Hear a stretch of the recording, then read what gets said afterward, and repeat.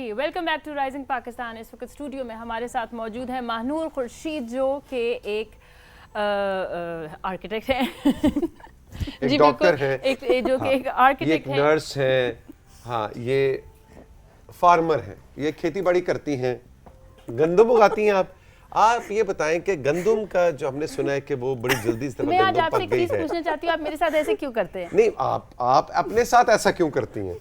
आप मुझे बोलने दें। अच्छा मैं बोल बोलना चाहती हूँ। लें जी, अब हमतन गोश है। हमतन गोश जी, जो कि एक इंटीरियर डिज़ाइनर हैं और आर्किटेक्ट हैं, और आज जो हैं वो हमारे साथ डिस्कस करेंगे कि वार्डरोब एसेंशियल्स क्या हैं। वार्डरोब जो अलमारियाँ जो हम बनाते हैं अपने घरों में वो कैसे बननी चाहिए, क्योंकि तौसीक हम एक ऐसा डब्बा बना देते हैं, उसके ऊपर एक रॉड लगा जाते और हम कहते हैं ये अलमारी बन गई। आपके घर की अलमारी ऐसी बनी हुई है? जी मेरी भी ऐसी बनी हुई है। नहीं अब आप बोले, प्लीज़ बोले। मानूर हमारे साथ मौजूद है। गुड मॉर्निंग, अस्सलाम वालेकुम। गुड मॉर्निंग, अस्सलाम वालेकुम। How are you guys? बिल्कुल जी। अच्छा भाई, आज हमारा जो शो है राइजिंग पाकिस्तान वो बाइकिंग के ऊपर है ना? जी बिल्कुल। The art of biking. तो मुझे लग रहा है कि कोई बाइकर गर्ल आ गई है आज, आर्किटेक्ट नहीं है। मैंने बिल्कुल इसीलिए ये जूते पहने हैं, बाल बांधने, ताकि मेरे सामने मुझे बाइक नजर आ रहा है और शो के बाद बस आई एम तो ऑफ। अच्छा, आप बाइक लेके उड़ जाएंगे यहाँ से? बिल्कुल। ऑलराइट, कभी बाइक चलाई आपने? मैंने बाइसाइकिल चलाई है, बट बाइक के मैंने पीछे एज ए पैसेंजर बैठ के बहुत एंजॉय किया, and I love being on a bike ride with helmet. With helmet. आज का राइजिंग पाकिस्तान का मैसेज है विद हेलमेट, टैगलाइन है। ठीक हो गया जी? बिल्कुल सही। अच्छा जी, क्या सीन है आज? आज ये है कि I wanted to talk about a very basic thing जो हर घर में होती है, लेकिन हम उसके ऊपर बहुत ज़्यादा वो नहीं दे रहे होते, अटेंशन नहीं दे रहे होते, और सिर्फ छोटी सी डिटेल ऐड करने से या छोटी सी आप उसके अंदर थॉटफुलनेस अगर ऐड कर लें तो आपकी एक बहुत ही फंक्शनल चीज़ तैयार हो सकती है, और वो है वार्डरोब्स। कि हर घर में, हर कमरे में, हर स्टोर में आपको अलमारियाँ मिलती हैं, लेकिन वो बनी हुई वही जिस तरह फातिमा ने जिक्र किया कि बस हम सोचे समझे बगैर एक डब्बा बना देते हैं कि बस हर चीज़ रखें अब आप इसके अंदर। उसके आफ्टर इफ़ेक्ट्स ये होते हैं कि आपको ऑन टाइम चीज़ें नहीं मिलती, आपकी चीज़ें गुम होना शुरू हो जाती हैं, आपकी एक चीज़ निकालते हैं सब चीज़ें निकल आती हैं, फिर अलमारियाँ गंदी हो जाती हैं, उनको साफ़ करना एक और पूरा इट्स अ हैसल। तो उसको हम कॉम्बैट करने के लिए ये कर सकते हैं कि जब आप वार्डरोब्स डिज़ाइन कर रहे हो तो आप छोटी छोटी चीज़ें जो मैं आपको बताऊंगी आप उनका ख्याल रखें, और आप बहुत एफिशिएंट स्टोरेज भी रख सकते हैं और एस्थेटिकली भी बहुत अच्छी चीज़ बना सकते हैं। बिल्कुल ठीक है जनाब। तो कंट्रोल रूम से हम कहेंगे कि ज़रा कुछ स्लाइड्स आवेज़ा करें। अच्छा जी, सबसे पहले आपने क्या करना है कि, और ये सिर्फ आर्किटेक्ट्स और इंटीरियर डिज़ाइनर्स के लिए नहीं है, ये कोई भी कर सकता है, कि आपने अपनी स्पेस देखनी है जहाँ पर आपने वार्डरोब बनानी है, उसको आपने मेजर करना है एक फ़ीता लेके, जिसमें कोई मसला नहीं है। उसके मुताबिक आपने हाथ से एक स्केच बनाना है। ज़रूरी नहीं है कि वो उसमें इतना ही ये नीट हो, और क्योंकि ज़ाहिर हर कोई नहीं इतनी अच्छी ड्राइंग कर सकता, लेकिन एक मेजरमेंट थोड़े अंदाजे से आपने एक स्केच बनाना है कि मुझे ये रिक्वायरमेंट्स हैं। मैंने कपड़े हैंग करने हैं, मैंने शेल्फ्स के अंदर कपड़े रखने हैं, मैंने जूते रखने हैं, मैंने टॉवल्स रखने हैं, जो भी है, ठीक है। फिर नेक्स्ट स्टेप जो कि नेक्स्ट स्लाइड में है, उसी चीज़ को थोड़ा सा रिफ़ाइन करना है कि अब मेजरमेंट्स भी मेरे पास आ गई हैं, मुझे अपनी चीज़ें भी पता चल गई हैं कि मैंने क्या रखना है, किधर रखना है। उसके मुताबिक आप मेजरमेंट्स पे एक प्लान बना लें, और साथ ही उसकी शक्ल कैसी होगी वो भी बना लें। एंड ऑनेस्टली ये देखने में शायद आपको थोड़ा सा कॉम्प्लिकेटेड लग रहा है। अच्छा तो मैं आपको एक्सप्लेन कर देती हूँ कि लेफ़्ट साइड पे हम प्लान देख रहे हैं, यानी ऊपर से हमें क्या नज़र आएगा कि लेट्स से 2 फुट उसकी डेप्थ है वार्डरोब की। टॉप पर आपको ये प्लान नज़र आ रहा होगा ब्लैक वाले इमेज में, और उसके अंदर आपने एक यू शेप्ड एक स्पेस के अंदर बता दिया कि जी यहाँ पे मैंने अलमारी बनानी है, बस इसका और कोई काम नहीं है। राइट साइड पे फिर आपने बताना है कि इसकी शक्ल क्या होगी, कि लेट्स से अगर शेल्व्स हैं तो वो उनकी हाइट इतनी होगी, वो लेफ्ट पर होंगे या राइट पर होंगे। फिर हैंगिंग जो है वो छोटी हैंगिंग है, लंबी हैंगिंग है, बिल्कुल। और इसी की वजह से आप एक एफिशिएंट स्टोरेज बना सकते हैं। अब आप देखें कि इस राइट वाले इमेज में आपके पास शेल्व्स भी हैं, आपके पास शॉर्ट हैंगिंग है, लॉन्ग हैंगिंग है, ड्रॉर्स हैं, नीचे शू रैक्स हैं। ये 3 4 5 चीज़ें होती हैं जिसकी वजह से आपकी बहुत फंक्शनल स्टोरेज बन जाती है, एंड बहुत आसान है। ये कोई भी कारपेंटर आप किसी को भी दिखाएं तो वो आपको बड़े आराम से बना देंगे। बिल्कुल। Next image. अच्छा, ये अब एक फ्रॉम साइट इमेज मैंने आप लोगों को इसलिए दिखाया है कि अब हम खुद अगर वार्डरोब बना रहे हैं तो आपको एक बेसिक चीज़ का ख्याल रखना है कि नीचे आपने एक प्लेटफॉर्म बनाना है। जो लेफ़्ट इमेज है, जो ग्रे सा इमेज है, उसमें एक प्लेटफॉर्म बना हुआ है नीचे। ये वार्डरोब बनने से पहले की बात है, जब आपका ग्रे स्ट्रक्चर बन रहा है ठीक है। कि एक आपने थड़ी जिसे कहते हैं उर्दू में, थड़ी थड़ी बना बिल्कुल। ली, ताकि थोड़ा रेज हो गया ज़मीन से वो एरिया जिधर आपने वार्डरोब बनानी है। ठीक है। नेक्स्ट स्टेप ये है कि दीवारों को और उस थड़ी को आपने वाटर प्रूफ करना है, कि पीछे बस प्लास्टिक लगा दें, बेसिकली पॉलीथीन लगा दें, अच्छा, और कुछ भी नहीं ओके। है तो पॉलीथीन लगा दें, ताकि उसका क्या आपकी फायदा होगा? सबसे नमी नहीं मेजर हो? एग्जैक्टली कि नमी नहीं आएगी, जो कि इनएविटेबली हर वार्डरोब में आपको एक आती है, स्मेल आ जाती एक है, एक smell फंगल ग्रोथ हो जाती है।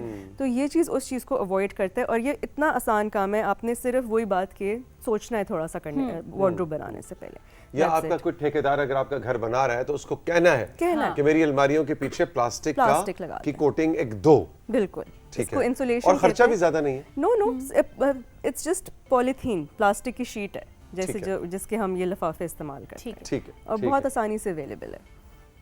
अच्छा जी, आगे बढ़ते हैं कंट्रोल रूम, और ये है स्लाइड एंड 3 and 2 and 1। जी, अब उसके बाद एक दफ़ा अब आपने प्लान कर लिया कि आपको क्या चीज़ चाहिए है, शेल्व्स हैं, हैंगिंग्स हैं, अब आपके ऊपर है कि आपने उसको एक सिंपल सी वार्डरोब बनाना है, जैसे कि एक बिल्कुल स्ट्रेट आप चीज़ बना रहे हैं, या फिर अगला इमेज जिस तरह से मैं आपको दिखाती हूँ कि या उसको बहुत लग्जूरियस बनाना है। ओहो, ठीक है, तो इसके अंदर सा अब wardrobe ये देख लें। दिस इज एंटायरली मैं योर कहता चॉइस। हूँ जी, मेरे तो कमरे से भी ज्यादा बड़ी ये वार्डरोब है। इसलिए मैंने आपको दोनों मेरे जो इमेजेस माइंड में दिखाए। तौसीक साहब की वार्डरोब है वो ऐसी है, अच्छा, मुझे ऐसे लगता है आप ऐसे होंगे, तो सिक साहब फिर आप कब बुला रहे हैं मुझे ऐसा है बनाने ना? के लिए, क्योंकि ऐसे- आप अच्छा ओके, नहीं है okay। एग्जैक्टली। वैसे आइडिया बुरा नहीं है, इसलिए कि मेरा जो बेडरूम है वो बहुत ही कुशादा और बड़ा है, उसमें बाकायदा एक और अंदर एक कमरे की जगह है, तो बस उसको वार्डरोब बना That's your देते। call।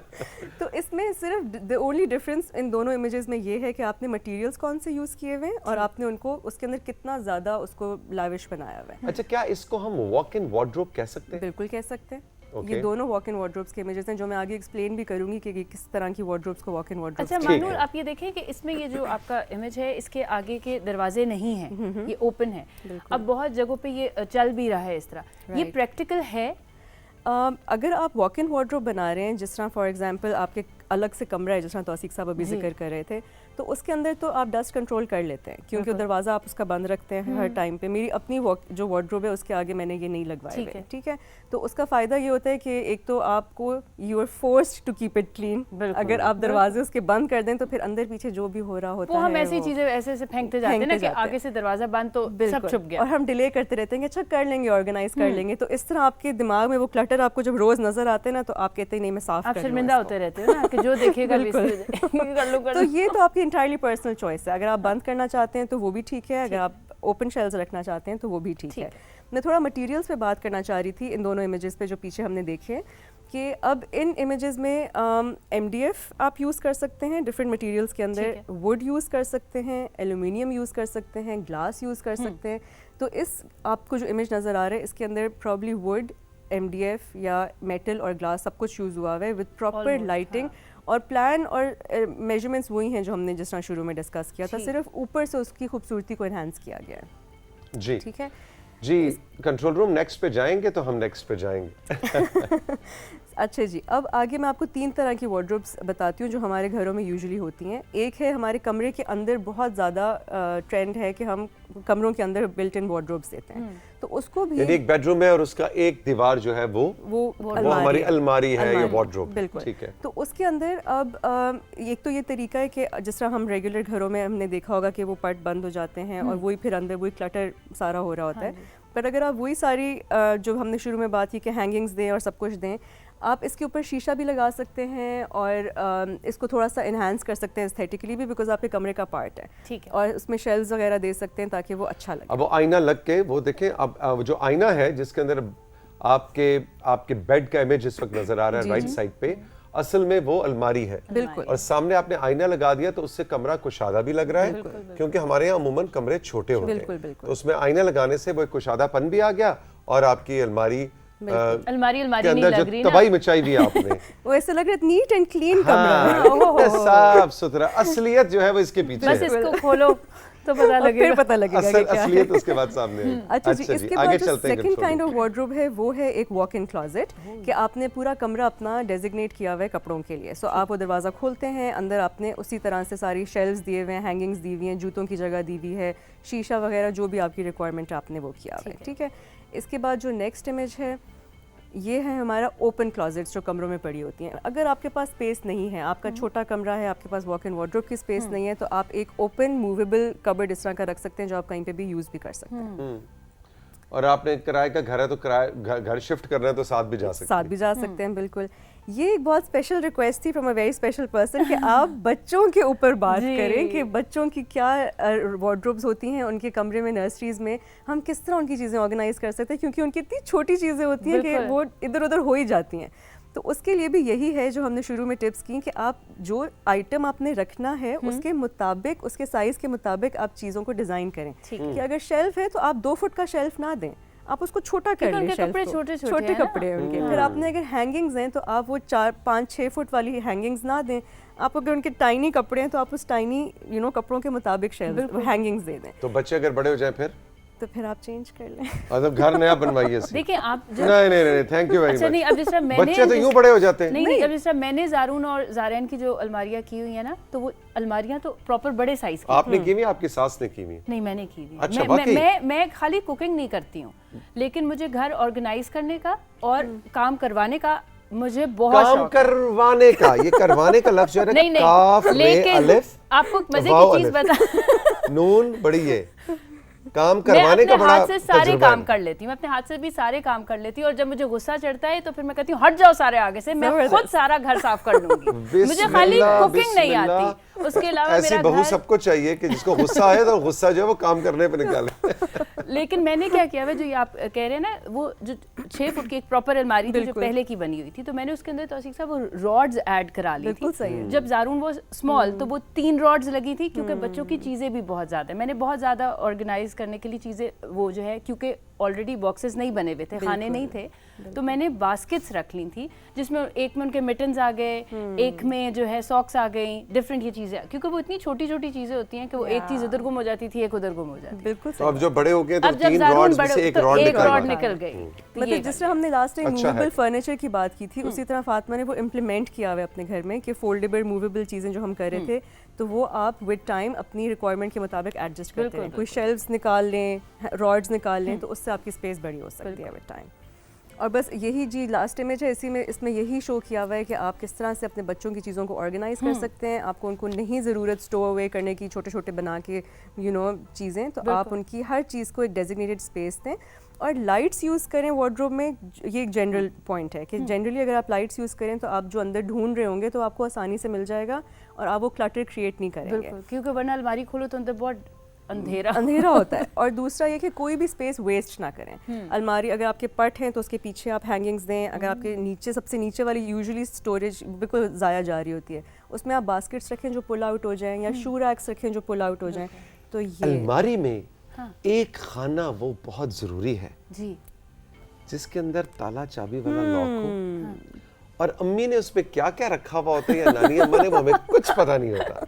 और उसकी चाबी जो है ना, अम्मी ऐसे छुपा के रखी होती है। हाँ, वो आपको कुछ पता नहीं कि, और ये भी नहीं पता उसके अंदर क्या है। लेकिन ईद बकरीद पे, आपकी सालगिरह पे अम्मी उसमें से कुछ या नानी अम्मा निकाल के कुछ, हमें तो 10 रुपए मिला करते थे। आजकल तो मतलब 10 रुपए का मतलब ही नहीं पता लोगों को, लेकिन हमें 10 रुपए नानी अम्मा निकाल के दिया करती थी। और वो ईद के ऊपर सबसे बड़ी खुशी, पूरे साल की सबसे बड़ी खुशी ये थी। हालांकि उसी 10 रुपए की वही जाके हमने चीज लेनी होती थी जो वैसे, लेकिन जो नानी अम्मा अपने खाने में से निकाल के आपको 10-10 रुपए पकड़ाती थी, उसका ये कमी मुझे महसूस हुई है आपकी प्रेजेंटेशन में, कि वो ताला चाबी वाला नानी अम्मा का ताला चाबी वाले के एक बहुत अच्छा हैक बताने वाली थी जो मैं यूजुअली अपने डिजाइन्स में यूज करती हूँ, कि आपको वार्डरोब देखने से कभी पता ही नहीं चलता कि वो ताला चाबी वाला खाना अंदर मौजूद है। अच्छा। जब मैं हम लोग जब डिज़ाइन करते हैं, और डिज़ाइन वो इस तरह हुआ था कि किसी कोने के अंदर कोई बंद आपको एरिया नज़र आ रहा होता है जो एक्चुअली बंद नहीं होता, उसके पीछे पूरा शेल्फ होता है, बट वो आपको विजुअली बाहर से देखने में एक बस बॉक्स नजर आ रहे हैं, ऊपर आपने कपड़े हैंग किए हुए। वो डिपेंड करता है आपकी नानी कितनी अमीर है, उनकी तिजोरी में कितने सोने की ईंटें पड़ी हुई है ना, तो उनको कितनी बड़ी जगह चाहिए। आपको जब मैं जिस तरह आपकी वार्डरोब बनाऊंगी तो उसमें मैं ये जरूर रखूंगा। और फातिमा की बनाऊंगी तो जरूरत नहीं पड़ेगी, इनकी बनाएंगी तो जरूरत पड़ेगी, फातिमा की बनाऊंगी तो जरूरत नहीं पड़ेगी। मनूर तुम बहुत शरारती हो गई हो। थैंक यू वेरी मच, बहुत बहुत शुक्रिया। स्टे विद अस, क्योंकि फातिमा के पास कुछ मैसेजेस हैं और कुछ तस्वीर हैं जो हमने बतानी है, जो हमें हमारे दोस्तों ने याद किया। जी, किसने कहाँ से क्यों याद किया है फातिमा? जी बिल्कुल, किरण साजिद ने हमें मुल्तान से जो है तस्वीरें भी भेजी हैं, लेकिन उन्होंने साथ में हमें एक मैसेज किया है। अस्सलाम वालेकुम तौसीक भाई और फातिमा आपी, आप कैसे हैं? आज मैं बहुत एक्साइटेड हूँ क्योंकि फर्स्ट टाइम मैंने आपके शो में पिक्चर्स भेज रही हूँ। Okay. आइए अब देखें, हमने शामिल भी कर लिया आपकी पिक्चर्स, अब देखते हैं। जी जनाब, किसने क्या भेजा है? अरे वाह, ये कहाँ की तस्वीर है भाई? ये तो कोई पहाड़ों का वो है, मुल्तान की तो है। हाँ, मुल्तान की है, तो पहचान लिया पहचान ये लिया। पीछे बादल। बिल्कुल बिल्कुल, Yeah. शाहरुख ने आलम का मज़ार है जी, और वेरी नाइस, बिल्कुल ठीक। और उसकी दीवार, उसकी जो फसील है वो भी नजर आ रही है। ये बड़ी आर्टिस्टिक तस्वीर है मानो। वो एक अंडा भी पड़ा हुआ है। वेरी है ना? इंटरेस्टिंग। ये घोंसला था जी, किसी उसका परिंदे एक का, और एंगल उसमें था। उसका अंडा पड़ा हुआ था, और वो अंडे में से बच्चा निकल आया, वो अब ऊपर बैठा हुआ है। वाह, पूरी कहानी हमने कहाँ से आपको ढूंढा है इसको? है ना? अच्छा जी, beautiful, very nice. Sajjad Ahmad Qureshi ने हमें जो है तस्वीरें भेजी हैं, लेकिन आपने अपना शहर का नाम नहीं बताया। प्लीज जरूर बताया करें। आपकी तस्वीरें देखें। जी, कुरैशी साहब की तस्वीरें और देखते cute। हैं। अरे वाह जी वाह, ब्यूटीफुल ब्यूटीफुल, बहुत प्यारे। इनका नाम रखा है जी, मैंने रख दूं? रखें रखें। मुन्नू। अच्छा, इनका नाम स्नो रख देते हैं। स्नो, स्नो तो कहीं से भी नहीं है ये। अच्छा चलिए, स्नो स्नो है ना, रख। व्हाइट व्हाइट, और ये बहुत ही ओह वैसे cute है। ब्यूटीफुल, बी वेरी नाइस, बहुत वेरी cute है। नाइस। अच्छा जी, जबरदस्त। जुनैद बलोच ने हमें जो है मैसेज किया है। मैं बताती हूँ आपको।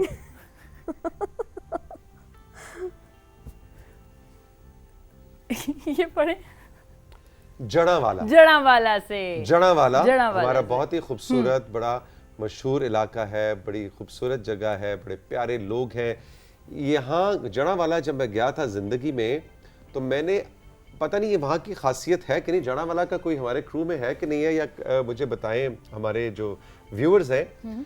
मेरा ख्याल है कि वहाँ की खासियत नहीं, लेकिन मैंने मानूर अपनी ज़िंदगी का सबसे अच्छा सूजी का हलवा, अच्छा, आप यकीन नहीं करेंगे, आज से 15-18 साल पहले जड़ावाला में खाया था। जबरदस्त, व्हाट अ मेमोरी। लेकिन है ना? देखो, इतना अच्छा है कि अभी तक इनको याद है ना। एग्जैक्टली, इसलिए कि हमारे एक दोस्त, हमारे कॉलीग थे, अब तो माशाल्लाह उनकी शादी को भी इतने 15-18 साल हो गए। उनकी शादी पे हम जड़ावाला गए थे, और उनकी शादी का जो वलीमे का खाना था उसमें सूजी का हलवा था, और इतना अच्छा देगी सूजी का हलवा मैंने अपनी जिंदगी में नहीं खाया जो मैंने जड़ावाला में खाया था। अब आप माशाल्लाह। पैगाम बताएं जी, तस्वीरें हैं हमारे पास इनकी। जी, तस्वीर हैं जी, जड़ावाला से आ गई हैं। वाह जी वाह, वेरी गुड। पीछे देखो आसमान कितना अच्छा है, बहुत अच्छा आसमान है। और ये ओह बाइक देखा, Bikes। उन्होंने फौरन से जो है बाइक वाह की तस्वीरें जी, भेज दी। उन्होंने कहा जी वाह। हमारा भी सीन ऑन है। लो भाई, जैगम, आपने जैन जड़ावाला को और लाइट नहीं यासिर, लेना। रेडी हो जाओ। अभी हम बताते हैं कि इन ये जो जड़ावाला के बाइक्स हैं, ये ज्यादा प्यारे हैं या तुम्हारे बाइक ज्यादा? एंगल देखिए आप, और पीछे आप आसमान देखें। हाँ, आसमान सही, उन्होंने ओहो। प्रॉपर ये भी फोटोग्राफी कितनी की। प्यारी पिक्चर है। ये Although तो filters इस्लामाबाद शायद होगा, ज्यादा I हैं, think। लेकिन कोई बात नहीं, लेकिन फिर लेकिन भी पिक्चर है हाँ, जो ना। ये जड़ावाला की रात है, ये जड़ावाला की सुबह है। वाह जी वाह, ब्यूटीफुल।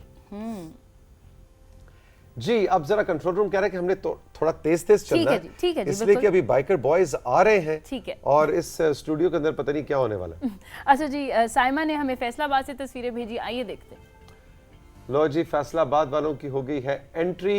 painting, Manur, wow। आपके हमें ख्यालात चाहिए इसके वेरी ऊपर। Nice, very creative and very imaginative. ये मुझे हाथ से बनी हुई तो नहीं लग रही।